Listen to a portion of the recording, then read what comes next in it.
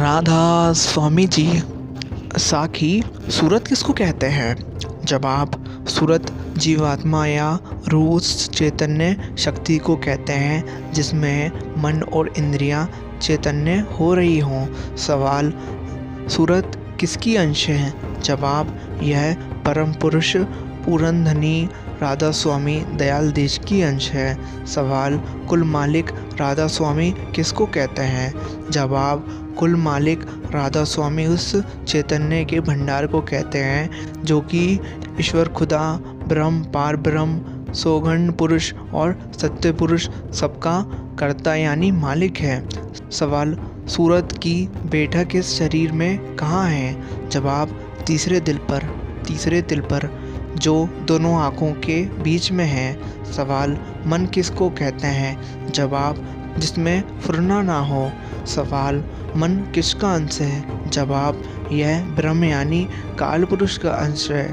संत कहते हैं कि रत्ती भर अभ्यास भजन सिमरन मन भर ज्ञान से कहीं अच्छा है।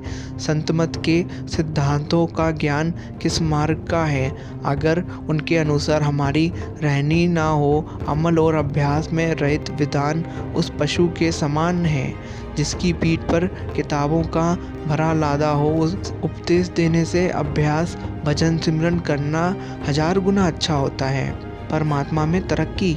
किसी संत से एक बंदे ने पूछा कि कैसे पता चलेगा कि परमात्मा में हमारी तरक्की हो रही है। संत ने बड़ा प्यारा और सीधा जवाब दिया। जब दर्द और कड़वी बोली दोनों में मीठी लगने लगे तब समझ लीजिए कि परमात्मा में तरक्की हो रही है। परमात्मा से मिलाप की यह तड़प व्यक्तिगत है, निजी है। इसका दिखावा नहीं करना चाहिए और ना ही दूसरों से इसके बारे में कुछ कहना चाहिए।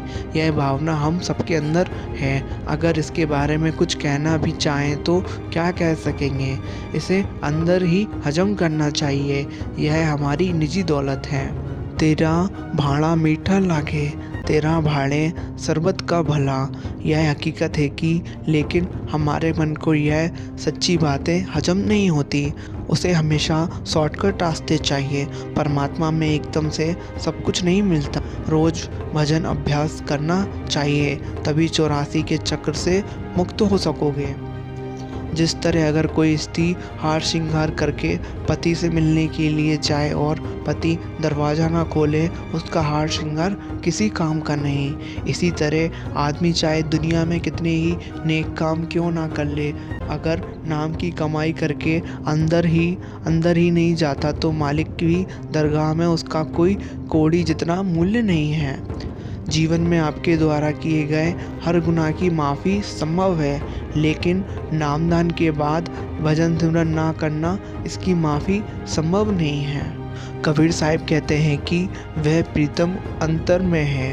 वह प्रेम का ऐसा प्याला है जो हमारे भरा रहता है, परंतु कोई सच्चे गुरु का शिष्य ही उसका पारखी होता है और वही उसे पीकर मत वाला होता है। संसार में रहो लेकिन संसार को अपने अंदर ना रहने दो।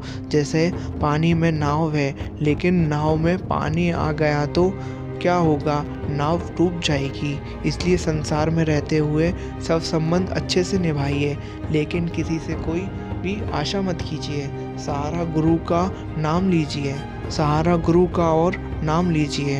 हम 84 लाख योनियों में भटकते आ रहे हैं। न जाने कितने कुकर्मों का कर्ज हमने अपने सिर उठा रखा है, जिसका कोई आदि है ना अंत है। ऐसे कर्म रूपी कर्जे को जब मनुष्य जन्म मिला है, सच्चे सद्गुरु की शरण लेकर परमात्मा की भक्ति करके इसको क्यों ना काट दिया जाए और सदा सदा के लिए इस कर्मों के दलदल से मुक्त हो जाएं।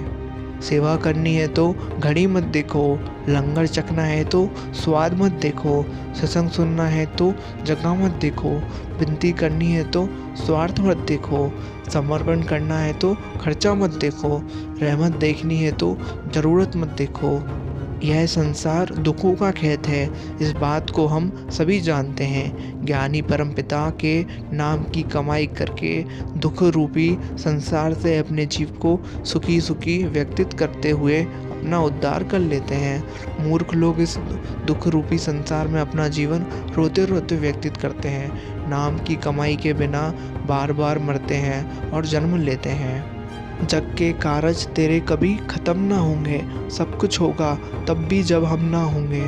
सांसों की कीमत को पहचान ले बंदे, वक्त बीत रहा है मगर खाली हाथ हैं हम।